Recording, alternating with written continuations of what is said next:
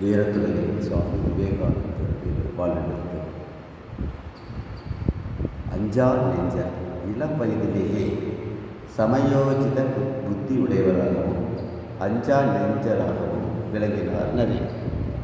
ஒரு நாள் தன் நண்பர்களுடன் ஒரு நண்பனின் வீட்டில் பெரிய மரத்தில் ஏறி விளையாடி கொண்டிருந்தார் நரேன்.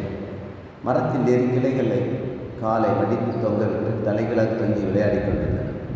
இதை பார்த்த பெரியவர் ஒருவர், மாணவர்கள் இவர் விளையாடுவது ஆபத்தானது, கீழே விழுந்து கை கால் முறிவு ஏற்படலாம் என பயந்தார். உடனே அவர்களிடம் வந்து, இந்த மரத்தில் பேய் ஒன்று வசிக்கிறது, அது மரத்தில் ஏறுபவர்கள் கழுத்தை நெருங்கி கொண்டுவிடும் என்று கூறி பயமுறுத்தினார். மாணவர்கள் அனைவரும் பயந்து நடித்து விளையாடுவதை நிறுத்திவிட்டு மரத்திலிருந்து இறங்கிவிட்டனர். உடனே நண்பர்கள், ஐயோ, பேய் கழுத்தை முறித்து விடுவேன் என்று கூறி பயந்த வண்ணம் நின்றனர்.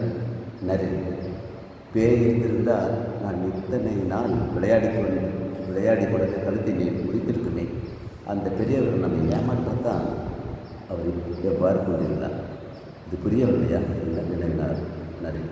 நண்பர்களும் பயம் நீங்கி இவருடன் சேர்த்து விளையாடினர்.